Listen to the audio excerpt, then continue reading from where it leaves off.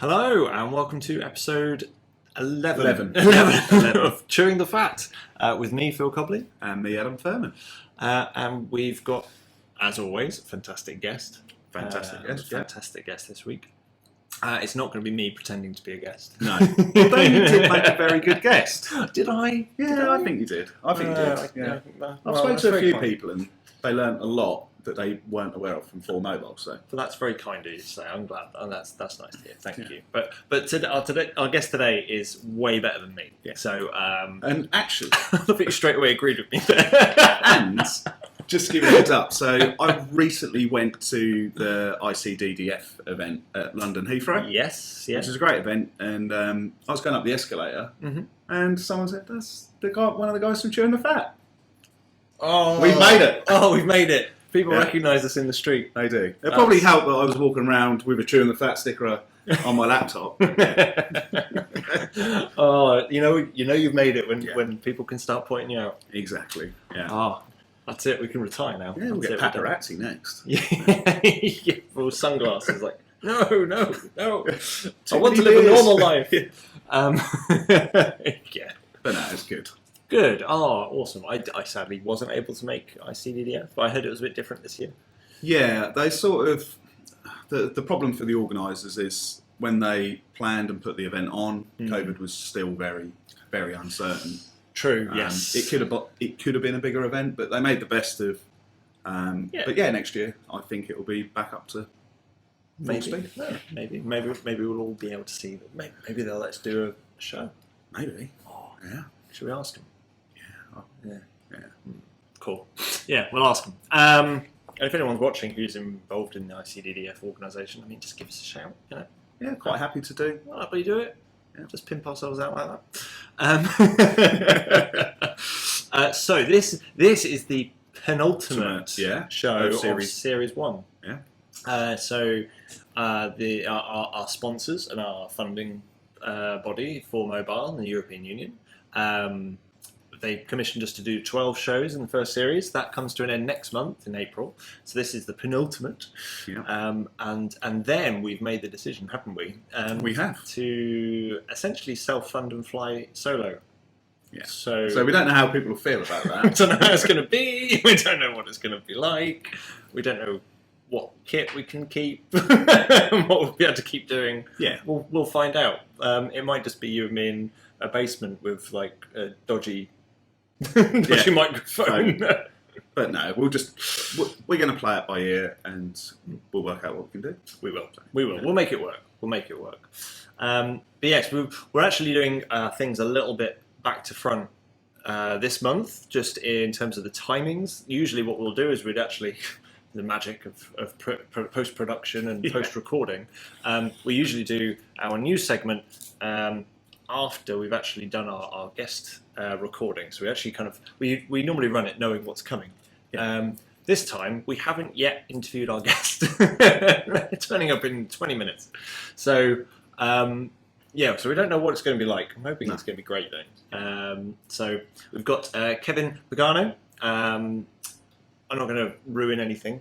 We'll kind of do some introductions as and when we have a chat with him. But very excited to have him on the show. Yeah. We know he's been on a number of different podcasts and shows and been interviewed for various things. He's been involved in a lot of the community bits and pieces going forward, particularly the CTFs, which is I think very well known for. Yeah, and his fantastic StartMe page, which I nominated this year in the awards.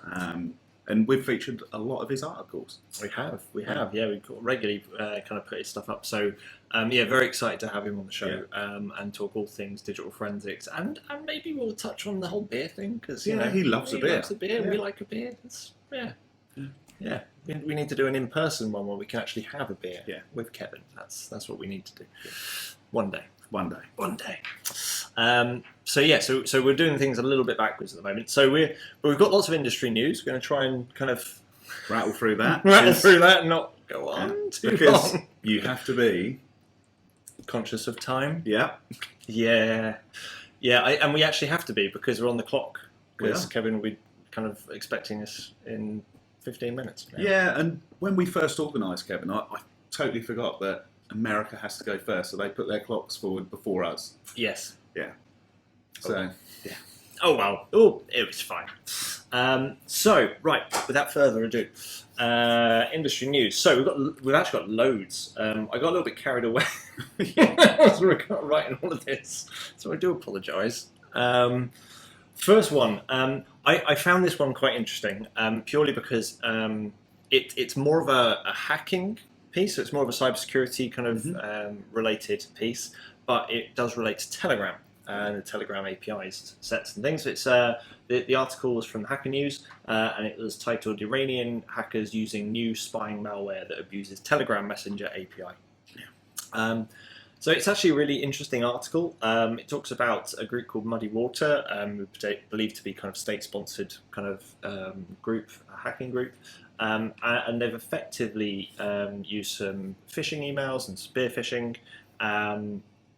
And part of their attack vector is utilising the Telegram API in such a way that, if I'm right, that's it. So they're trying to legitimise their network traffic through utilising the Telegram network API. of Telegram, Yeah, which very clever. Yeah, very clever, very interesting. If cybersecurity folks, you kind of everyone who's kind of doing your incident response and kind of doing that network investigation side, you probably have a little bit better knowledge of this and how it actually works, but yeah, I just found it really interesting and kind of quite a clever way of doing things. So that's an interesting one. So feel free to go and have a read of that. I'm talking about the cybersecurity company who attributed the attack, Mandiant.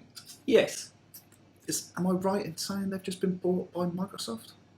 Have they? Or am I just making that up? I don't know. I will check on the fly. I don't really want to put the claim out there. Yeah, I'm not sure. We're doing some live research here on the podcast now. I'm pretty sure I read that. I might be completely wrong. Google to acquire Mandiant. Google to acquire Mandiant. Oh. So I was wrong. Okay, so not much. It's still one of the big ones, though. Yeah. A small change, 5.4 billion on the 8th of March. So that's quite that's quite recent. Yeah. So what are we now? The 22nd. Yeah. So, but yeah, 5.4 billion. I'll have a look behind the sofa, see what I come up with. I mean, you want to put a counter bid? Yeah, maybe. I could 5.5 pence. I was about to say I could probably muster about 5.5 quid. High rolling. Which these days probably wouldn't even get you a pint. We'll give you a sniff of fuel in this country. Yeah, not an actual drop. No, a sniff. Right, let's move on. Yeah, let's quickly move on. That's kind of bordering on politics then as well. Okay, next is computer forensic reference data sets for digital evidence. Sorry, so the CFREDS stuff, which I don't. If anyone hasn't seen it, it's effectively a corpora or a different kind of a gathering, I suppose, repository kind of signposting site for various images and data sets that you can use within digital forensics and research and all that kind of stuff. They've just released a new version of their website.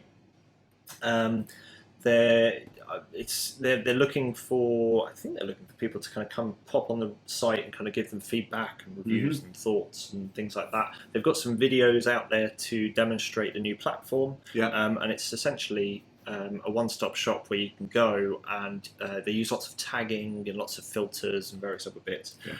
So you can try and find data sets that would be of use to use, whether they're mobile, whether they're computer, kind of whatever they are. Which is fantastic. They don't actually host the data sets on the site, from what I understand. It's more of a signposting where that you can send them a data set that they then review, but it's hosted elsewhere. So something our friend Mr. Hickman could send them? Yeah, possibly. Yeah, I don't know. Maybe. Well, we'll see if he listens. Maybe. Yeah, we'll see if he comes back to us on that one. Or he's too busy watching Bluey. Maybe. I still have no idea what that is. I won't. Now it's the thing. I just don't. No, you'll do it on purpose. I am. I'm gonna make you watch it tonight. We're in the pub. I'm gonna make you watch Bluey. But yeah, so it's a one-stop shop. They review the submissions and they kind of follow the links, make sure everything's all legit, and then it gets approved and goes on the site. No, that's great. So yeah, fantastic resource, and the new site looks quite nice. Nice. Yeah, so good work for that. Then there's, I thought you'd like this one, the deep dive into Apple Keychain decryption. Yeah. Have you had a chance to have a read of it? Yeah, nice little article by Passware, Mm-hmm. going into detail about how the keychain works. You've actually made a note, so the articles are called a deep dive into Apple Keychain, but you didn't think it was quite deep. Well, I mean, it was a deep dive. I kind of think deep dive is in like in-depth like research article or you know, something like Josh would do. Right? Yeah, So, or incidental tutoring. Exactly, Yeah. where it's kind of really kind of like really detailed. This was, it's a good article. I'm not knocking it at all. It's a good article. It's interesting. I enjoyed it, but it's quite short. And so it's not really a deep dive as such. It's more of an overview of some of the interesting concepts. Yeah. And then it references some of it. So it's quite short for what I was expecting it to be. Yeah, there's no hexadecimal on the page. No, there's no like show your working type stuff Yeah. or detail that I was expecting. So which we've been spoiled with, so we expect that now. We have been spoiled a little bit. So I thought that was quite a good one. As always, link in the description for the show. And you want to carry on digging Apple, don't you, in the next one? I do.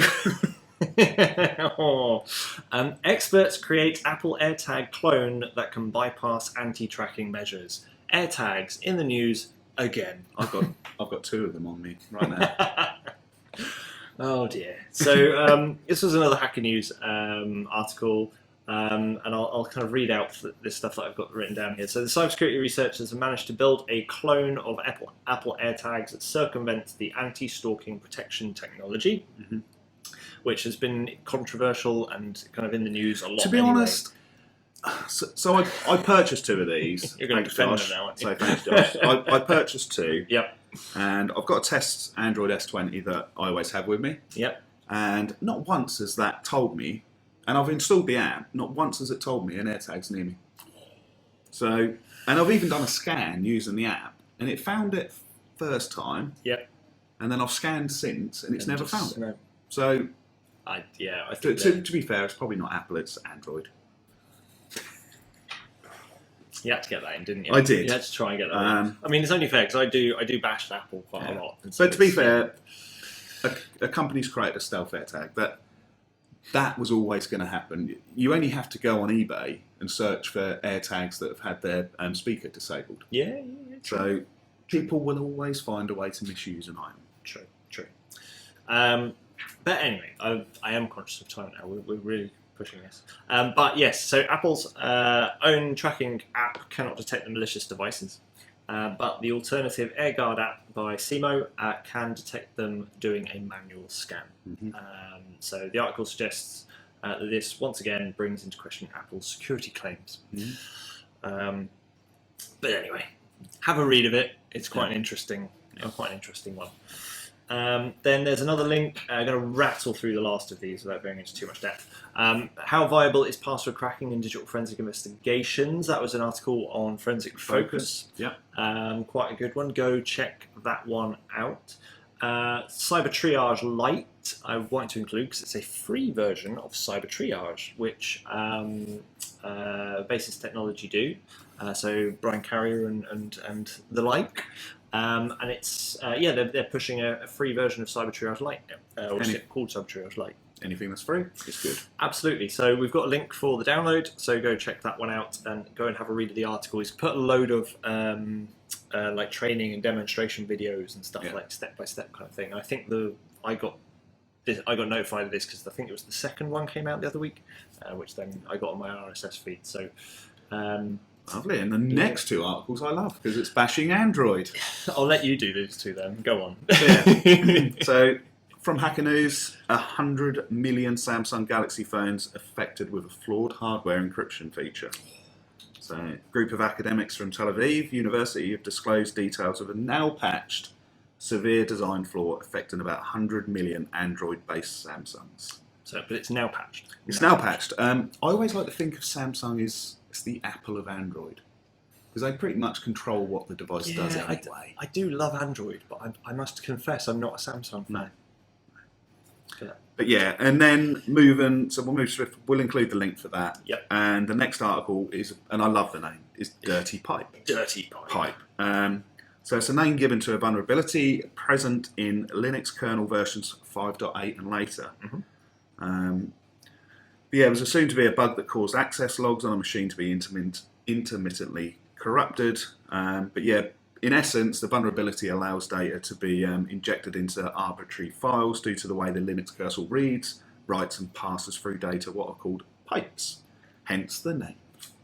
Absolutely. So yeah, it's an interesting one. That one. So yeah, thank you to Adam for that one. So, I didn't spot that one, you did.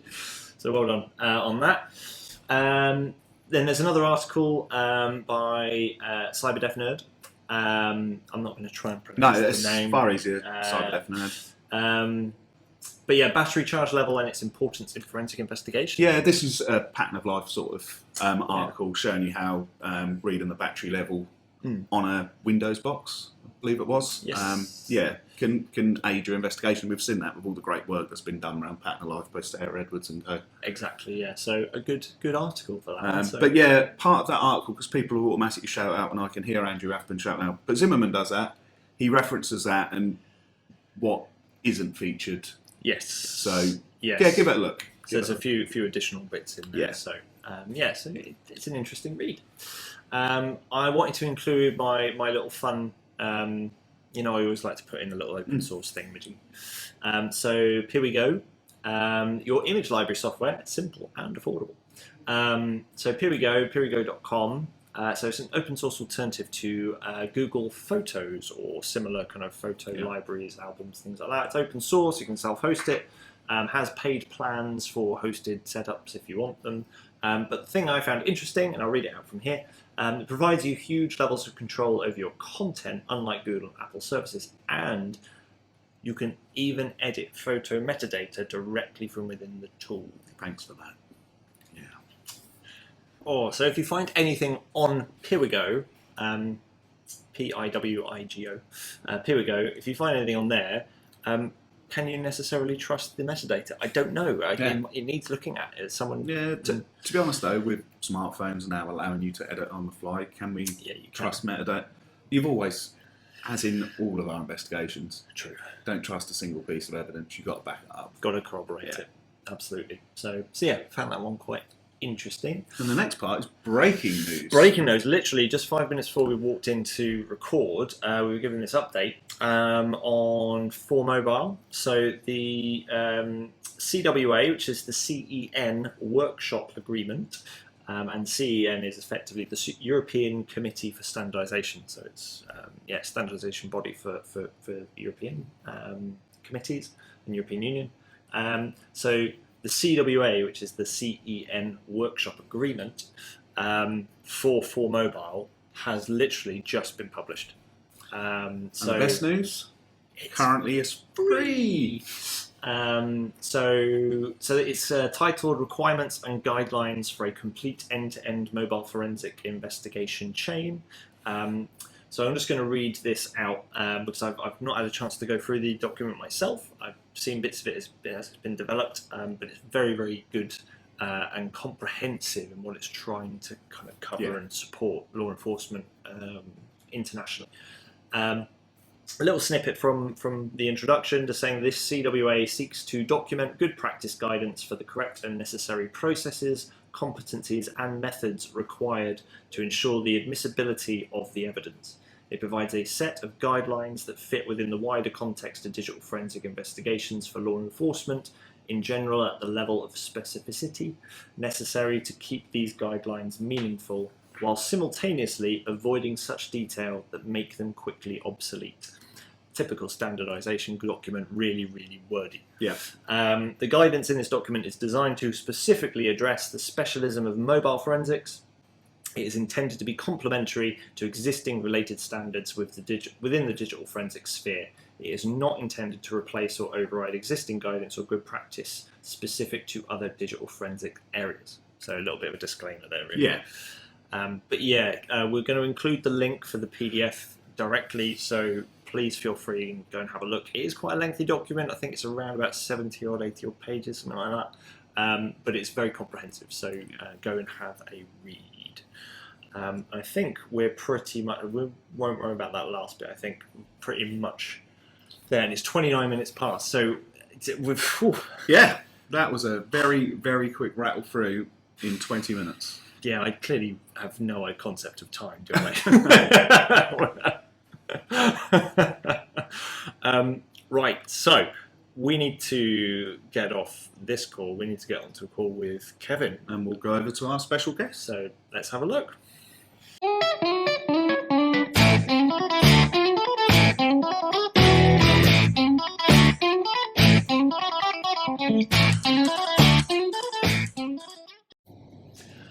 And we're live.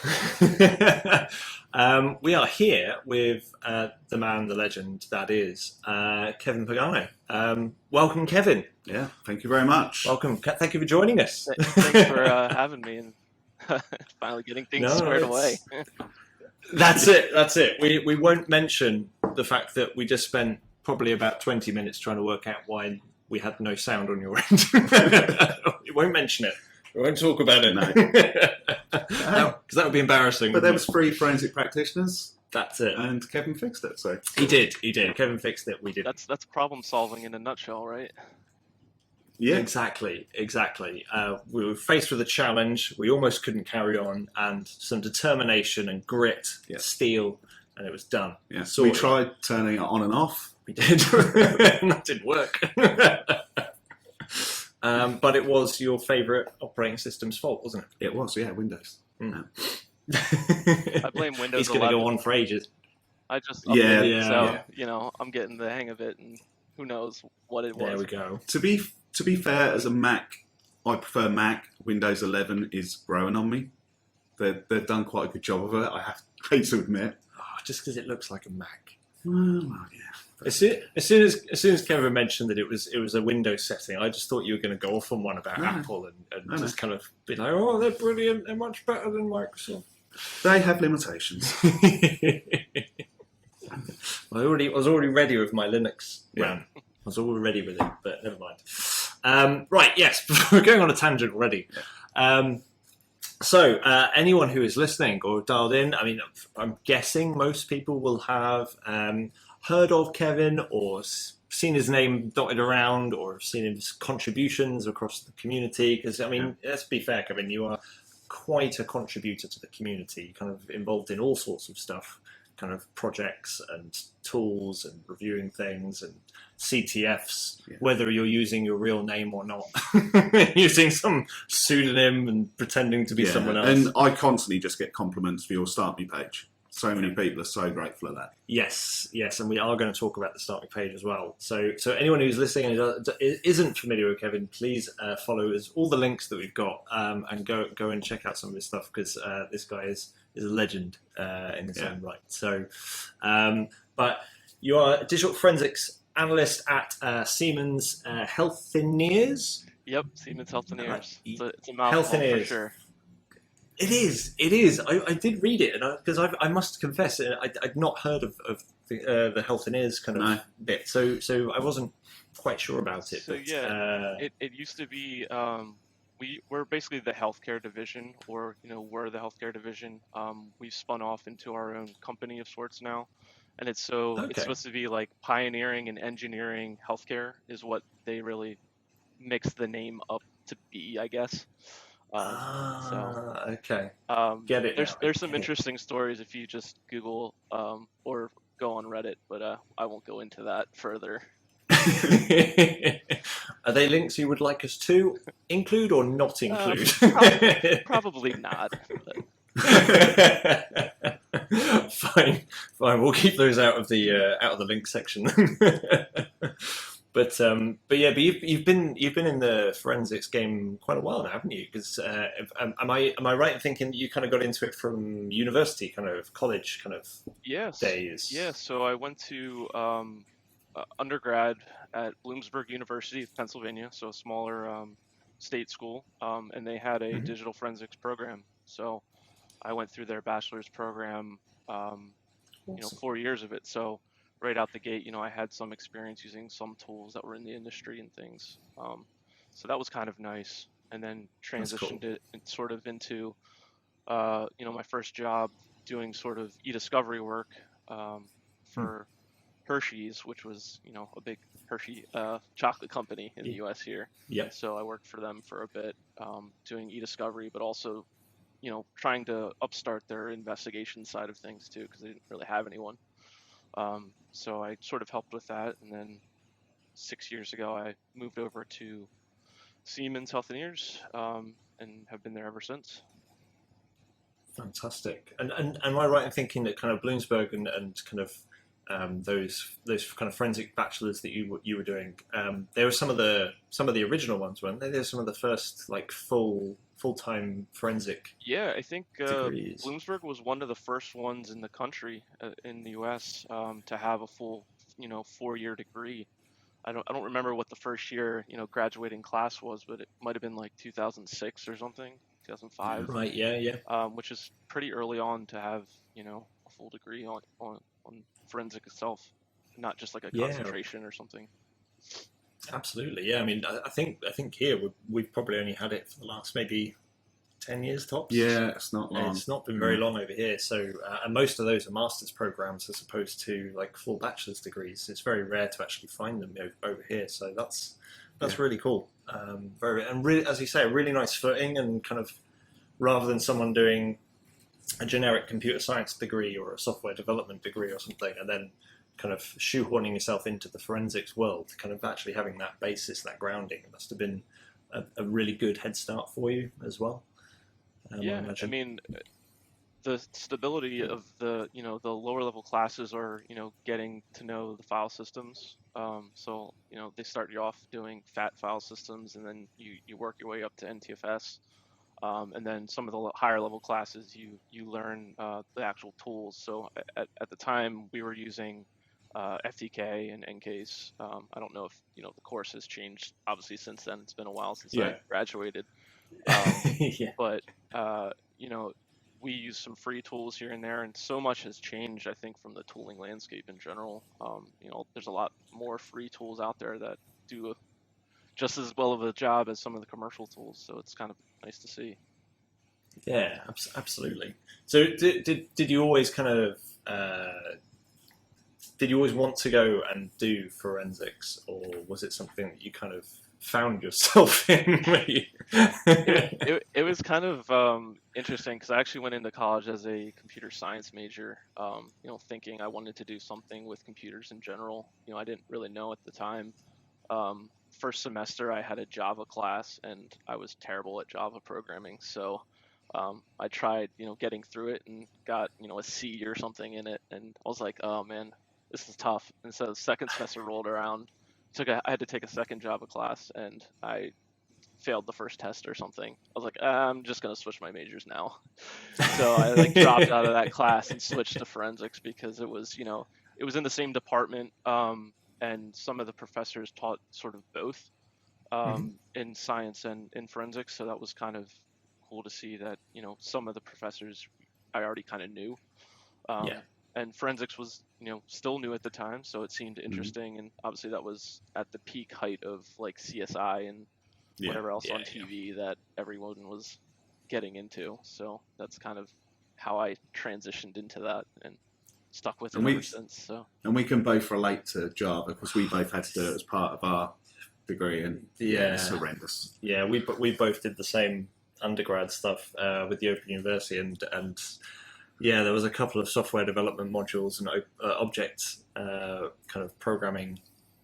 Yeah, object-oriented Java, and that was all Java. And I just remember one of the exams was like a 3-hour handwritten Java exam, no computers, and you had to kind of effectively just remember everything, all the syntax, all the code and everything, and it was just like, here's a problem, write some code, and it was just a blank piece of paper, and you had to do everything and all your indenting and everything just on a blank piece of paper. I was like, that sounds horrible. It was possibly the most horrific exam conditions I've ever been in my life. Got through it, but at that point I decided no more Java. Yeah, I've done exactly the same. Exactly. Python, fine, no problem. Java, no, done. Yeah, I mean, that's one thing I wish I would have had in college was Python. I think they started offering a Python class after I left, but obviously, Python's the base of a lot of scripts and tools that people use, and now I've started to go through and work on stuff with Alexis Brignoni, and a lot of his tools are Python. So I've learned a lot through just looking at his code and other people's code that have contributed to the ALEAP, iLeap projects and things. All the leaps. All the leaps. So it seems to grow every week. There's like a new leap out every week, I think.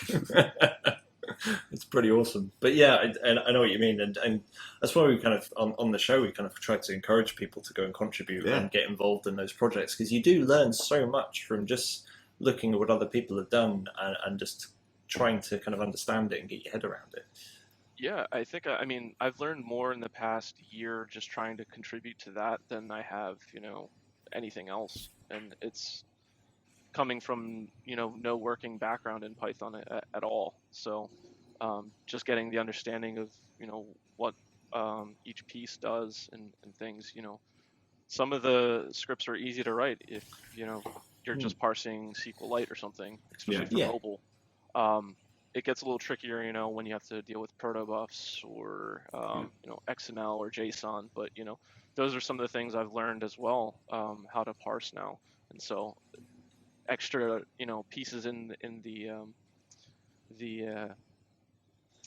brain to add to your knowledge base of how to do things. And it's all about contribution, isn't it? Like who we had on the show last time, Alex Kafanis, wrote the binary XML, which went straight into Alexis's tools, and that's what it's all about. It's the community working together. Like Alex was telling us, he did that over a beer at a weekend, because that guy literally thinks in code. But it's great how people can then pick up his module and then apply it to their scripts, and that's what the community lives on. And I think Alex is doing a talk at the Magnet Summit on how he did that, isn't he? Yeah. So. Yeah, he is. Yeah, I remember seeing the advert for it, and I mean, like one of my colleagues, Mike Bangham at Control F, he's done some amazing coding and stuff. And just, I think it was last week or the week before, I just did an intro email between Alexis and Mike, because I was like, well, Mike, you've written some cool stuff that we've literally, as our company, we've literally just open sourced and released it on GitHub. So it's gone out there now. And I said, well, I think you should actually have a chat with Alexis and see if we can actually integrate some of what you've done into the Leap family and things like that. So now they're having a conversation about, that's awesome. Because it's just like, well, actually, this is open source, that's open source, that does that, but why not chat and kind of get it all brought together? Yeah, I mean, that's the best part about the open sourceness is, they're community projects at the end of the day, and the collaboration has been fantastic between everyone. I encourage more people to come join us in a sense. Join us. One of us. And the Community Hardware Fund as well that we featured on the last show is another great. There's so many good things. Shout out to Josh James. I think that's something that I think getting data sets out there that of different types of hardware that people don't see is critical. It improves the open source tools, but then also gives others the chance to look at things they don't see.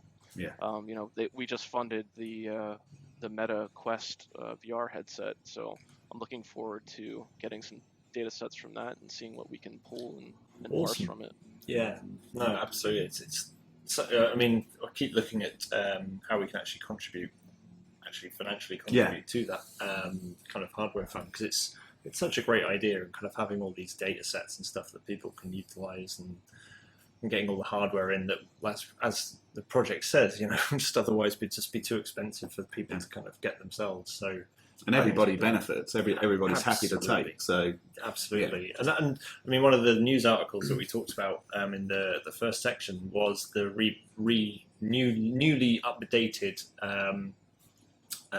Is it the CFRED? Yes.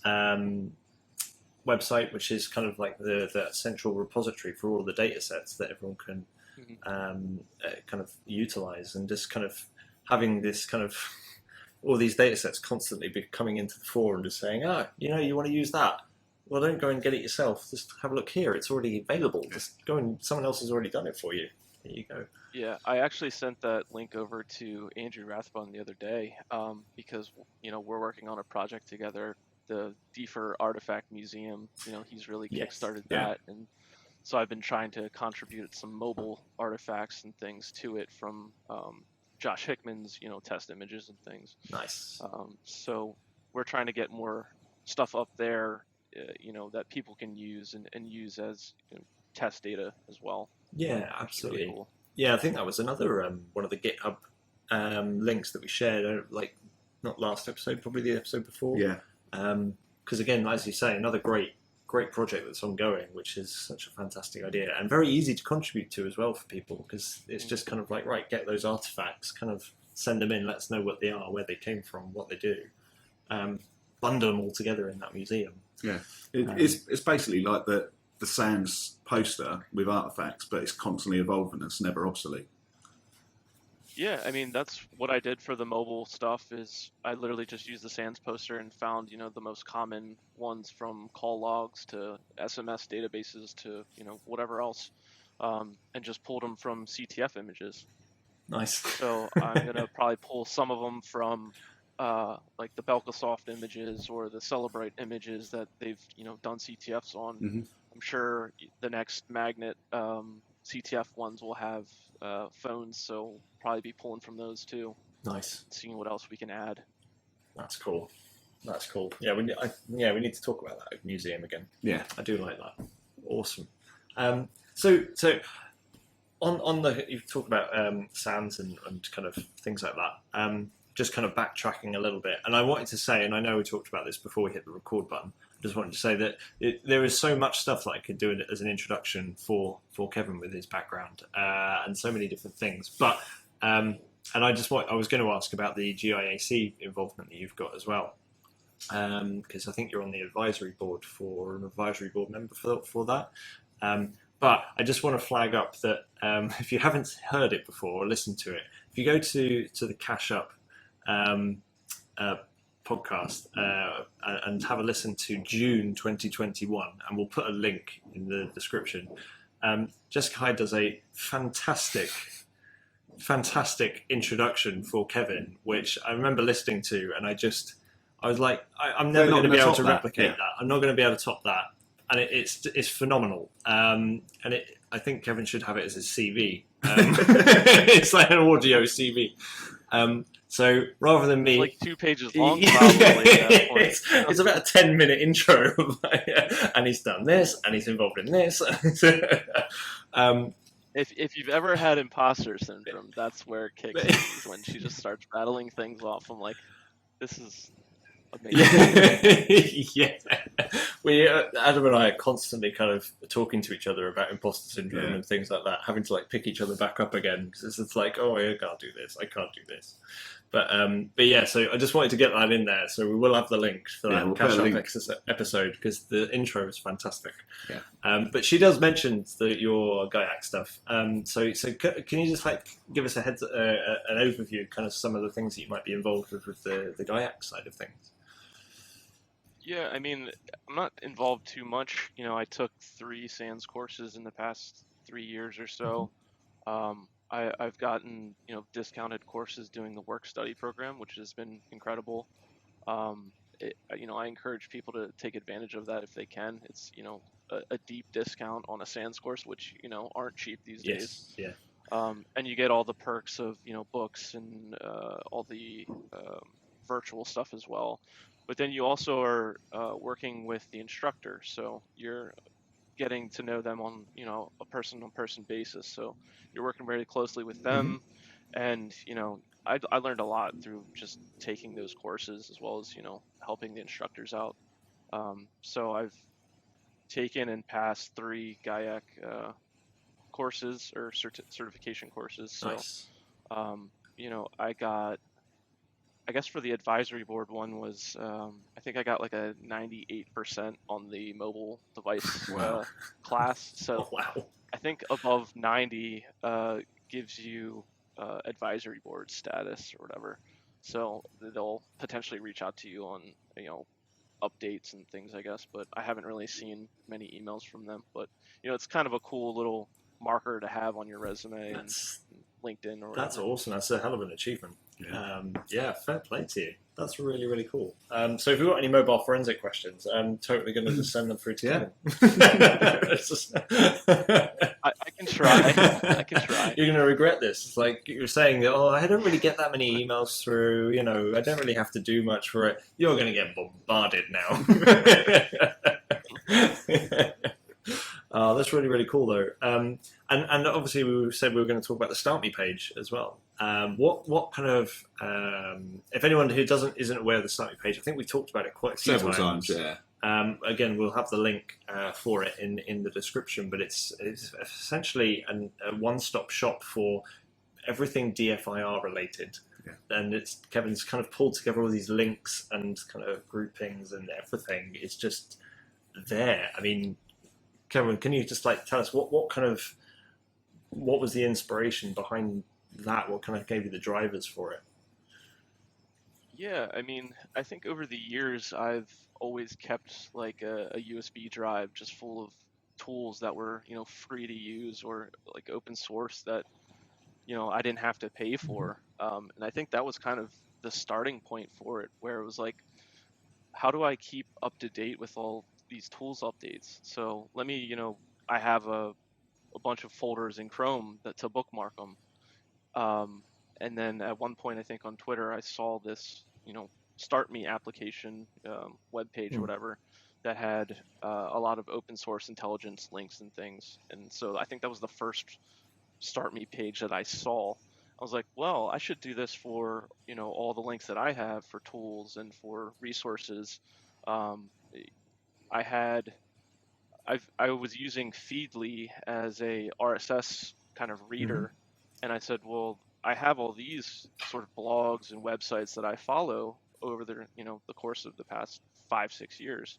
So I saw that there was an option to add RSS feeds to it too. So I added those in, and then I started finding YouTube pages that had videos. So I added those into that, and the StartMe page just kind of grew and grew and grew to where it is now, where it has different articles and resources to getting into forensics, or cheat sheets from SANS, or CTF images and test files and whatever else. I've added a lot of stuff to it in the past year for sure, and I'm trying to continue to grow it and share it to people where if people don't have the money to pay for commercial tools, they can go to this and find resources that are free for them to use. Yeah, it's kudos to you for taking the time to put it all together, because I think there's a lot of people that benefit from it.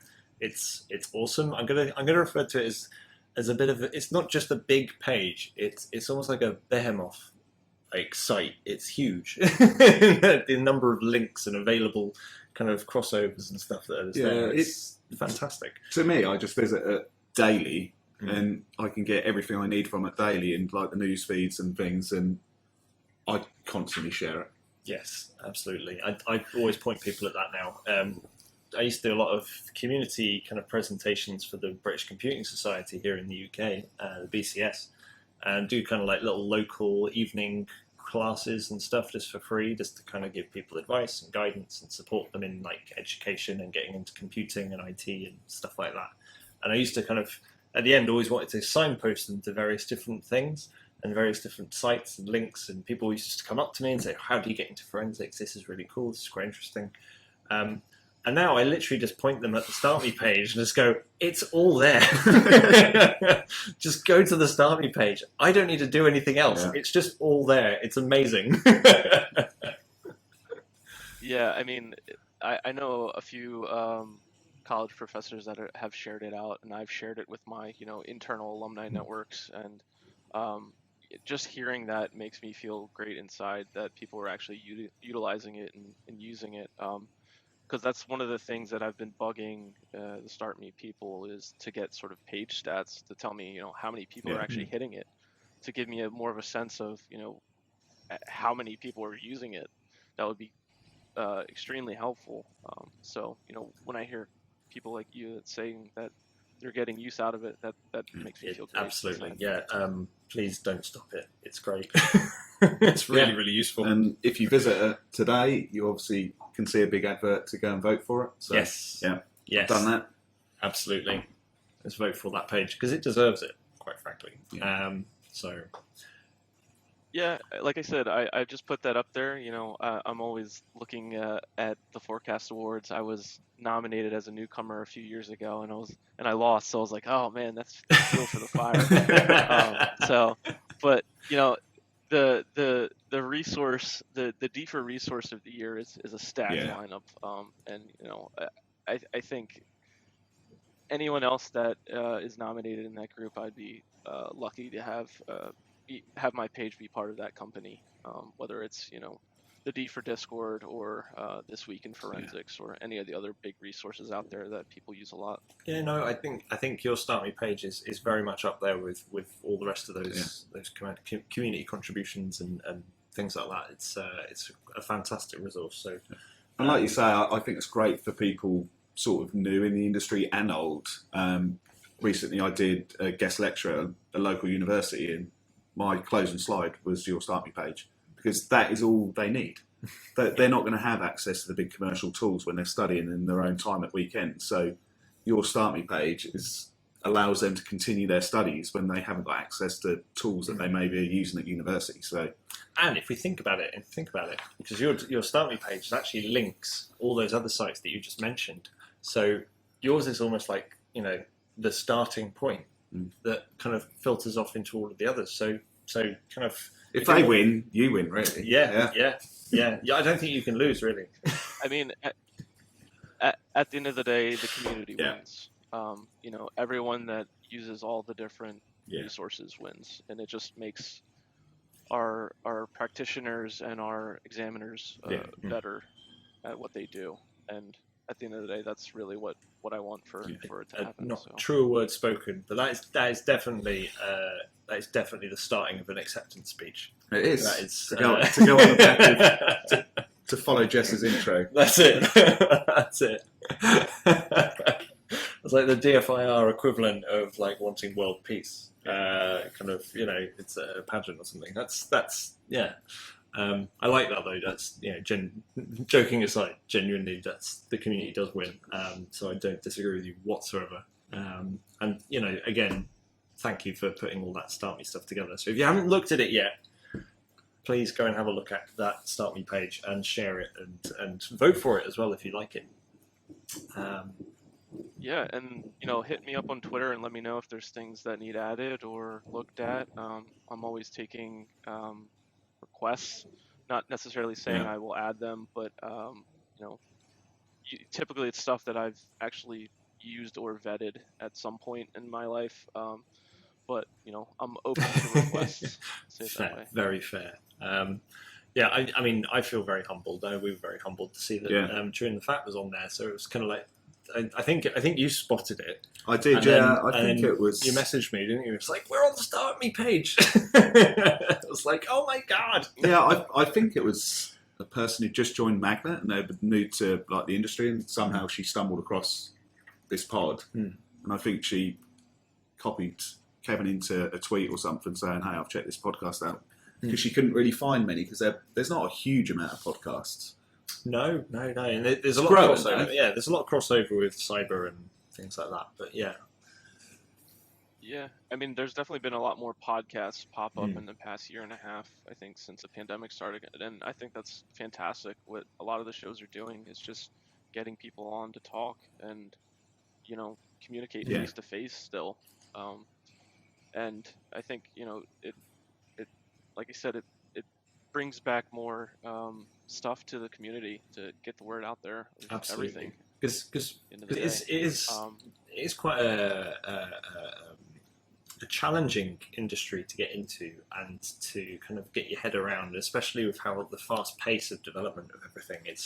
It can be quite scary. And that's why the imposter syndrome is there for a lot of us, because there's so much to do and remember. And so think we just very passionately wanted to put something out there that kind of reassured people to kind of say, oh look, these big names that you're kind of seeing all the time, let's have a chat with them, and we can find out where everyone's beginnings were, kind of to find out that we all kind of suffer with it a little bit anyway, regardless of all the achievements and everything, and just kind of make people feel very welcome in that community space and feel like they can contribute as well. Because as you Absolutely. so eloquently put a few minutes ago, ultimately the community wins out of it. So all for that 100%. I'm going to say my favourite line, conscious of time. Very conscious of time. Because we've been going for half an hour now. Yeah. 30 minutes. I think one thing we need to talk to you about is your enthusiasm for CTFs. We do. And you most recently did the Microsoft one, which I said to Phil, I absolutely love their animations and how theirs are put together. I think they're definitely one of my favourites. But what is it about CTFs that you enjoy? Yeah, I mean, I think just growing up doing sports, it's just sort of the competitive nature in general. It's good to challenge yourself, but then also be challenged by others, I guess. And at the end of the day, a lot of the CTFs are more, what's the word? I guess a lot of them are evidence pieces that I don't see as often in my day-to-day work, which is good. Like this last Microsoft one was a Linux machine, so I never see Linux or Macs in general. So that was kind of cool to see and just go through. But I think CTFs are just they're a fun challenge. I don't know how else to describe it. What I always enjoy is the write-ups that you do. Phil and I love people showing their work, and you do a fantastic write-up. And I think even Microsoft acknowledged your last one, didn't they? Yeah, and I think that's also the fun of playing them is finding those answers and then being able to show your work, because not only do I benefit from knowing where I found this one piece if I have to find it in a later case or something, but also other people can read through the blog and go through it and reference it as they need. I mean, I've gone through some of the CTFs and found evidence that I never even knew about at one point, some of the mobile stuff. So just having those reference points of new items that I haven't seen before is good to have. That links onto your blog, which we featured all of the Firefox teardown that you did. Yes. So we will be including a link to your blog as well in the descriptions and stuff, because the write-ups are there, the little articles that you've done and stuff with some of the research that you've done yourself, and all that. It's all there, and it's and you're very similar to Josh Hickman, where your animations that you use, I love the little GIFs and everything. They're spot on. Make it. Yeah, I mean, a lot of the blog is spurned from research. So I gotta thank Josh Hickman for his images, because a lot of the stuff that I've done recently are on apps that were in his images or things that we've come across that needs written up or something. So I need to get back onto finding some more things to look at and get more blog posts up, because I've been a little stagnant the past month or so. But I try to at least get, the monthly StartMe page updates, blogs up there of things I've added each month. So those usually come out in the first of the month. I'll probably add other blog things to it as well. Obviously the CTF write-ups are there, and whatever else I come across. So if you kind of speaking now to some newly qualified digital forensic analysts, so people that are just coming through college or university and kind of just kind of getting into the field and stuff, maybe they're a little bit nervous about CTFs because it's a competition. Do they know enough? Are they going to make a fool of themselves? Kind of that imposter syndrome side of things. Is there any kind of like advice or kind of guidance you might give them, or any kind of particular CTF type things that they might want to start with and progress towards? And what kind of advice would you give them? Yeah, I'm actually doing a talk on this at the Magnet Summit shortly. With Jessica, If you've got stuff that is kind of like stuff, you don't want to tell us yet, if you want to, don't want to do any spoilers, so we don't want to ruin it. We don't want to ruin that talk. No, I mean, at the end of the day, CTFs are practice, so just have fun with it. Don't stress out too much about it. We can't always win, and just have fun and find what you can find and learn from it. I mean, that's the biggest thing, is the learning experience. Like I said before, is learning about new evidence pieces you don't see, or learning, where to look for certain artifacts in a file system, because most of the time they're in the same location time and time again, unless there's obviously updates. So it's just getting that working knowledge of where to look for things and where evidence may lead you to. Fantastic. Good advice. Yeah. Yeah, sound. Are there any that, and you don't have to answer this if you don't want to, are there any CTFs that you think are easier to get into and others that are a little bit more challenging? Is there like a starting point and like something to move towards, do you think, for anyone who's kind of new to them? I wouldn't say there's like too much of a difficulty difference between a lot of them. I think some of the Belkasoft ones have been a lot more difficult, just from other ones that I've participated in. But there's a lot of different websites out there with different levels of challenges. I'm trying to think what that one page is. Try Hack Me, I think, is one that hosts a lot of CTF style challenges, which is a good resource. I think there's also Cyber Defenders, I think, is one. They have a lot of blue team CTF things in there as well. So if you go to one of those, they might have varying difficulties. Okay. But ultimately, they just kind of encourage people just to kind of get out there, give them a try, see how they get on, and yeah, exactly. And reference the blog write-ups, because that's that'll make things easier for people as well. If they're struggling to find an answer, then they know where to look, and if it comes up in future competitions, then they know what to do more easily, I would say. Awesome. And in kind of any of the more kind of generic, not necessarily CTF related, but any more kind of advice that you might give, and given your now experience kind of in what you do, and kind of quite a big name in the industry, any kind of advice or guidance you might give to any new forensic analysts out there in terms of just kind of like career and kind of, I don't know, education, training, progression, that kind of thing? Sure. Yeah. I mean, I think the biggest thing that I wish I would have done more, right out of college, is network. Go to your local conferences if you can. Look for student discounts. Look for free passes if you can get to some of the bigger conferences out there. Just go around and talk to vendors or talk to people on the floor and get to know people. I've met so many people through Twitter in the past 3-4 years that I've never even met face to face, and then we're like best friends when we do meet face to face.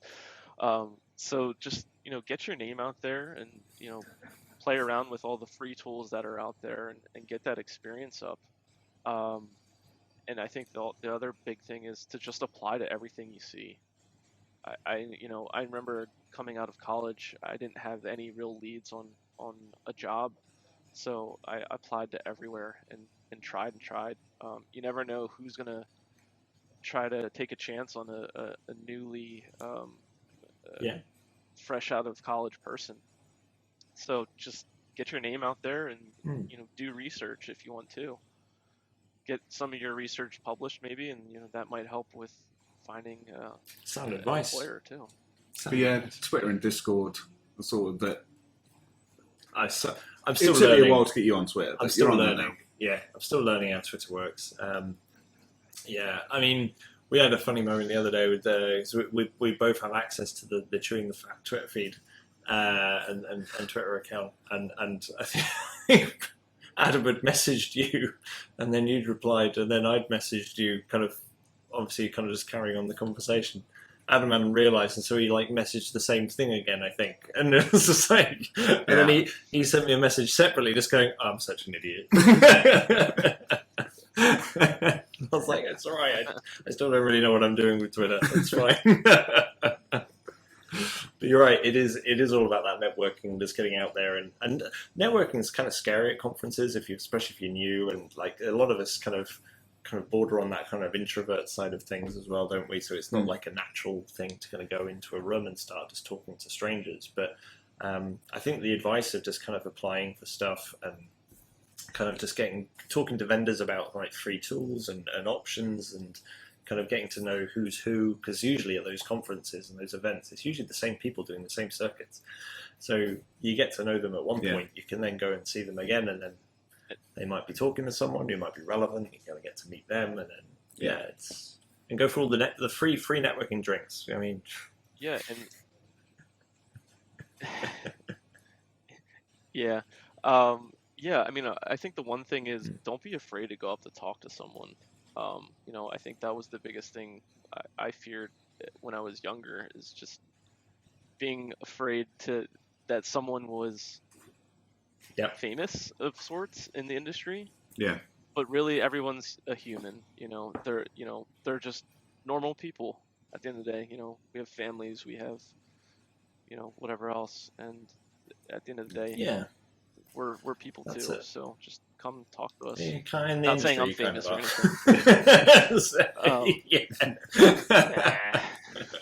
I mean, I consider you to be. And we know you've got a basement with a suit and a laboratory in. Exactly. That's how you get so much time to do all these things. Yeah.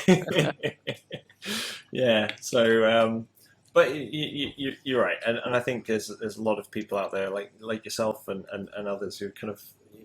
I think everyone appreciates that, we've all been there at that start, that kind of at the very beginning of our careers, kind of not really knowing anyone. And so I think everyone, especially those who are kind of very community focused and supportive, will just to be like, okay, no, I'll give you a hand, I'll help you out. Let me point you in the direction over here. I'll be a friendly face and kind of steer people in the right direction. So I think you're right. Just get people to start talking to others and network.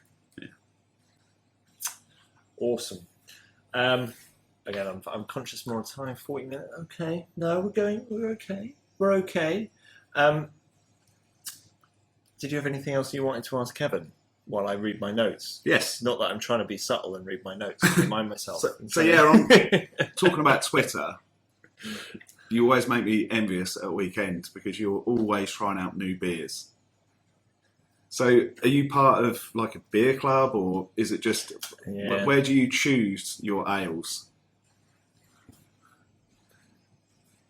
I think it depends, really. I have, some of my favorites that I go to, local breweries or breweries that I, grew up near, or a lot of the local stuff. But then I sometimes will just go to like the beer store across the street, or find different places that stock more different types, and I'll just say, oh, well, that one looks kind of cool, by the label or something. It all depends, but it depends on what style you like to drink, and I like trying different things, especially if I'm in a new city, if I'm traveling. I was just in North Carolina in the fall, and me and my fiance hit up 10 or 15 different new places we've never been to in the course of the 4 or 5 days we were down there, just because they're all so consolidated together down there. But it's cool to see just different breweries and the styles that they make and how things taste different as well. We both love a beer, don't we? Well, I mean, yeah, it's been known. It's been known. I'd say if you come to the UK, go to London, and you want to do a little bit of a beer tour, a really famous I say famous one, maybe in not so famous, but getting more so at the moment, famous one is the Bermondsey Beer Mile. If you've not done that yet, so it's effectively like a mile-long stretch of like railway track, and then all of the railway arches have all been turned into little microbreweries. That is awesome. So you can just kind of go and and you can tick them all off as you go on a little list. There's and it depends on which way round you do it. You start at one end or start at the other end. And if you can make the end. Yeah, and it'll take you like most of a day to go from one end to the other. And if you tick off all of them, then you probably the ticks will get very weird by the end. But I highly if you're going to be in London at any point, I highly recommend the Bermondsey Beer Mile. It's well worth trying. Awesome. Yeah, I've never been over there. I think overseas I've only been to Sweden and Germany. Good for beer, yeah. But obviously Germany is a big area for beer. But we have offices over there, so when I get to go back there, we usually hit up some of the local spots, which is kind of cool. But there's breweries popping up everywhere. It's crazy to see how many we have in my general area. Yeah. We need to try and get a beer for DFIR. Insane. We do. We need to get like a community beer done. Like a DFIR beer or like a range of different DFIR beers. Red team, blue team. Yeah. Oh, that'd be really good. We'll have to find someone that can actually, There's a project. The DFIR Hardware Fund. Yeah. We need to start a new Patreon, don't we? Yeah. The Liquid Fund. Awesome. Before we end up letting you go, Kevin, I also want to got to ask this question because otherwise I'll be criticised if I don't. While you're here, what would you think from a forensics perspective? Moving back to the forensic side of things, what do you see as like the biggest challenge coming in the next 5 years for digital forensics? Do you think? Yeah, I mean, I think it's the common trend we've seen the past few years is just the data size sets are getting huge. There's 20 terabyte drives out there now or something. I think we're going to continue to see that shift to more of a triage style collection. And I think also dealing with encryption is going to become more and more challenging, especially from the mobile side. We're already kind of seeing it where it's getting harder and harder to even get an acquisition from a phone. I think also with the cloud continuing to grow and grow and grow, we're going to see more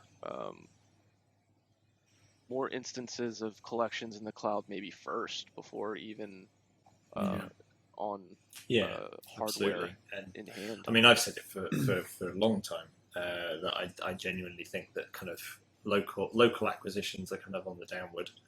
And it's going to become more of a service-based industry where there's lots of service requests for data from providers to go to investigators to then do the analysis. So it's going to be forensic specialists, I think, are going to do fewer acquisitions and do more analysis moving forward into the future.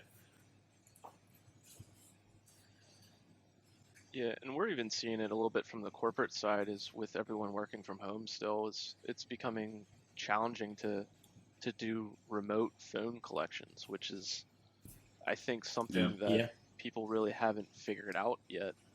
And I don't know what a good solution to that is at this point, other than, an iTunes backup. And I must admit, we had doing mobile forensics course not so long ago, and some of the feedback from people was, well, actually, you mentioned iTunes backups, but we're not even seeing those anymore because everyone's getting a proper full file dump from the iPhone or nothing at all. Mm-hmm. So they're just not doing the iTunes backups, which was some of the feedback we've been getting now. Yeah. Which is, But if we have to go back to that from a remote collection perspective, maybe.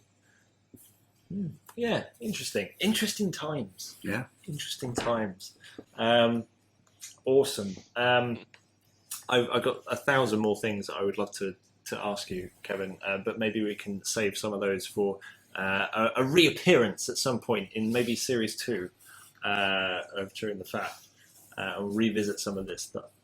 It'd be awesome to have you back on and kind of have updates on any of the projects that you've been working on and things like that. So, but I've loved having you on the show. Thank you so much. It's been an absolute pleasure talking to you. Genuinely. And for those watching the video, we want to order the hoodies. Yes. The Start Forensic hoodies. Start Forensic hoodies. Yeah, show it off. Yeah. Nice. We're not jealous. It's a one-of-one, unfortunately. I ordered it from a custom embroidery company. Obviously, it's a Nike hoodie, and so I don't have a bunch of these made, but I do have, the TeePublic page, which is up, that has some designs and things, which there's been a few different designs. Because you featured the spinning pigeon, didn't you, from Alexis? Yeah. Still love that. Yeah. I put that up there, and just to see what happens. I think Alexis was like the only person that bought something, but that's amazing. I think he has a T-shirt of it though. I still can't see that picture in my head. Without hearing the. It just instantly pops in my head.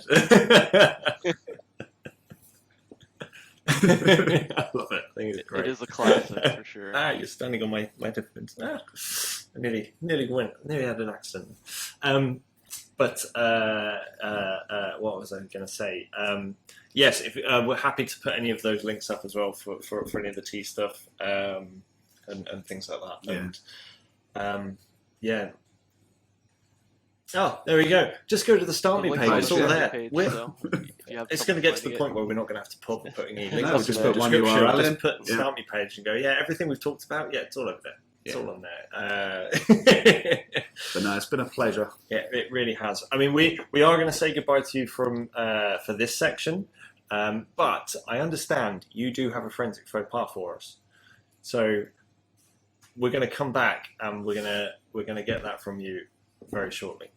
But for the kind of the main section of this podcast, thank you ever so much, Kevin. It's been a pleasure.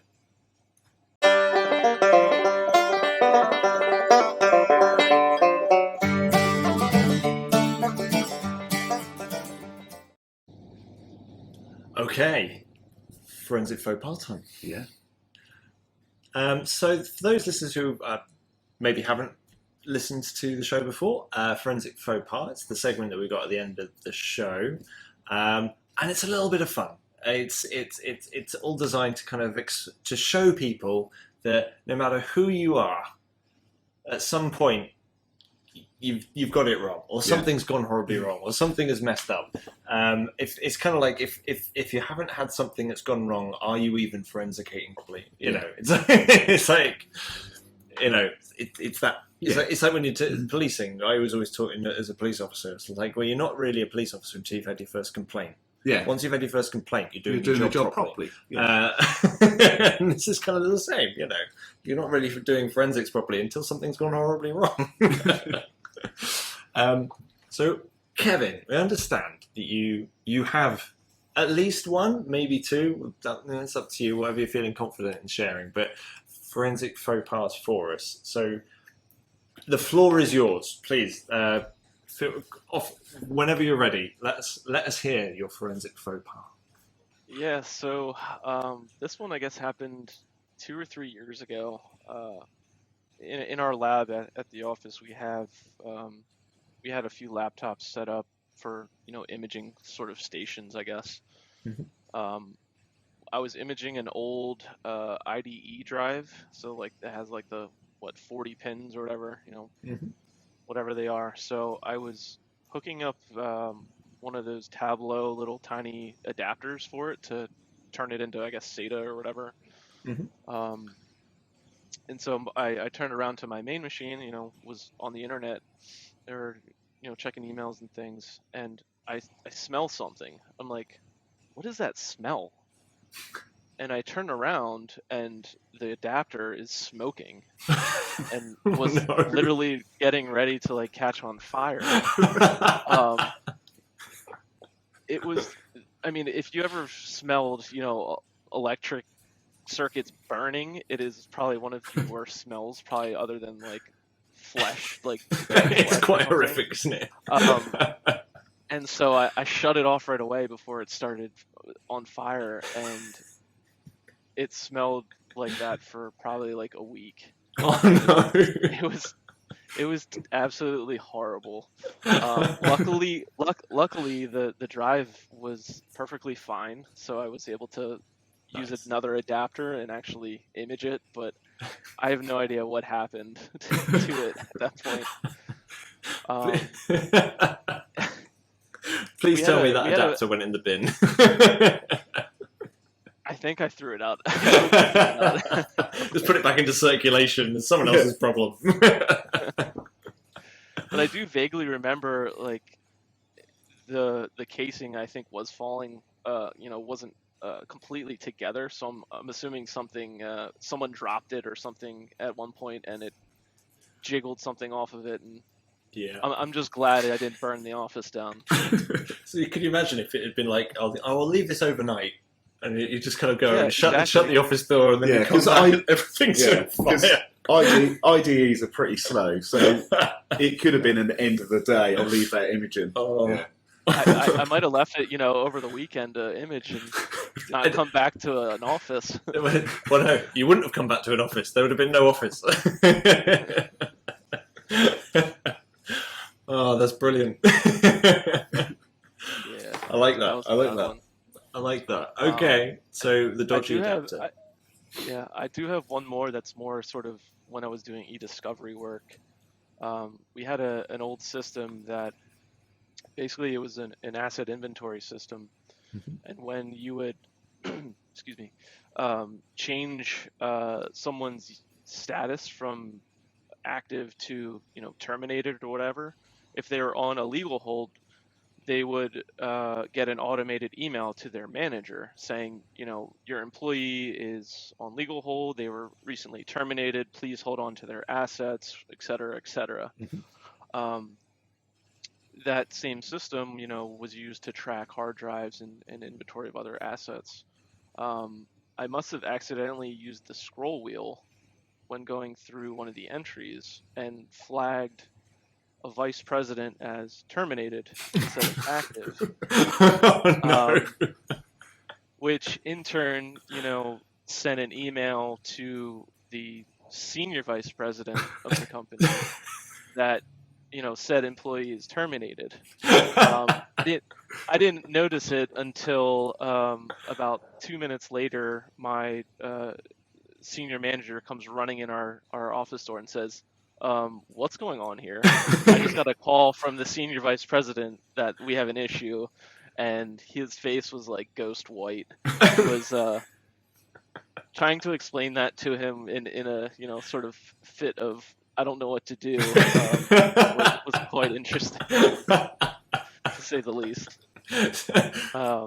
Luckily, a quick email and a major apology to everyone involved fixed everything. But that was not directly forensic related, but still, that's so. What you're saying is that you inadvertently fired the vice president. In that system, yeah, in the inventory system. Yeah.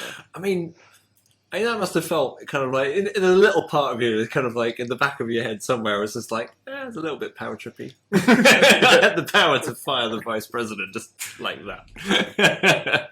I mean, luckily it's it was a standalone system and not attached to like any HR or any other systems. So it didn't put those wheels into motion. And then it automatically takes him off like the payment system and like sorts out the pension and yeah, that could have been really bad. That's funny. Yeah. Thankfully, like you say, it wasn't connected. But yeah. That's one of the downsides to system automation and system linking, isn't it? Kind of one false move and the thing goes. Awesome. Well, I enjoyed those. Yeah. Thank you, Kevin. You've lighted up for us, the end of our day. I know it's kind of like about the middle of the day for you, but I've enjoyed those. Thank you. And, thoroughly looking forward to seeing your next presentation at the Magnet Summit. So yes, absolutely. We should probably get some links for that. Yeah, we'll put them in the show notes as well. Yeah, I don't know if it'll be recorded, but I'll at least probably get slides up somewhere. So it's more of a review of last year's CTF and the one that I won. So, but it should be a good presentation. Yeah. Awesome. No, look forward to it, and best of luck with it. Once again, I know we said it a few minutes ago, but thank you ever so much for coming on the show. It's been genuinely a pleasure. I did see Jad a couple of weeks ago and said, look, can you send us out and we'll come record the pod, but he was on his way to the bar, so he didn't really want to listen. Yeah. you should have bought him a drink and then suggested the idea. I should have done, yeah. Missed the trick there. I did. Fail. There's the networking that Kevin was away. Oh, come on. I know. I don't know if he'd have paid to ship our sofa over there for us to sit on. Well, I mean, I'm sure we could have found another sofa. Yeah. Kevin Pagano, legend that is. Thank you ever so much. It's really been great. We'd love to have you back on the show at some point in the next season. Kind of revisit some of these topics, talk about some new ones, and I'm very much looking forward to the Magnet Summit presentation, and also seeing kind of what other pseudonyms do what in your CTFs in the future, and what weird and wonderful names win a CTF that kind of like, but Kevin didn't enter. Where's Kevin? It keeps people on their toes and keeps them guessing. Yeah, that's the best. Yeah, I love it. Love your work. So thank you ever so much again from us, and to all our listeners, thank you also. It's been a pleasure. Yeah, brilliant. Thanks, Kevin. Thank you, Kevin. Thanks, guys. Right. What a guy. And 2 forensic faux pas. 2 forensic faux pas. Obviously one wasn't enough. But yeah, that was good. The amount of work Kevin puts into the community is unbelievable. Absolutely. Really nice guy, really knowledgeable, knows his stuff, very approachable, very much community orientated. Just, great. And likes a good beer. And he likes good beer, which obviously, it just improves him. Yeah. No end. Exactly. So, to all our listeners out there as well. To Kevin, thank you ever so much, Kevin. I've probably said thank you about 1,000 times today to you, but thank you again for coming on the show. Really appreciate it. And to all our listeners, thank you for tuning in. I hope you've enjoyed the show. Get ready for the finale of season 1. Yeah, season 1 finale next month. We've already got guests lined up. Yeah. But it's a topic close to our hearts. Yeah, I think next month. So we're going to try and close on something quite poignant. Exactly, and hopefully Netflix will commission us for season 2. Yeah. Can you imagine? I suspect we haven't hit that point yet. No. Well, we can't image a hard drive just by holding our hand over it. So no. Some kind of weird, distorted form of the Force. Yeah. Yes. So, but as always, if you've got any questions, thoughts, feedback, suggestions, anything, as always, please do feel free to send them over to us at our email address, which, Adam, do you have it there? I don't, but I will talk about the Twitter account whilst you look for it. So you can follow us on Twitter and interact with us there, which is Chewing the Fat Pod without a G in the chewing. And if you just look for the hashtag. If you look for the hashtag CTF pod, then you will find us. You can tell it's the end of the day for us, can't you? You can, yeah. Hashtag. We're not tired at all. Hashtag. We need to get on trending. Jeez, yeah, we need to shut up shop and go to the pub. That's what we need to do. We've earned a beer, I think, today. Definitely. So, email address is podcast.ctf@gmail.com. Why do we not remember that? It's really I simple. don't know. I don't know. Why is it always my fault? Because you set the email address up, I set the Twitter account up. Oh, yeah. Okay. Okay, fine. I'll take that. I'll take that one. I'll take that one. Fine. But yes, so feel free to get in touch with us in whichever way manner you choose, as long as it's not creepy. And yeah, thanks again for listening, and we'll hopefully see you again soon. So, thank you. Bye-bye.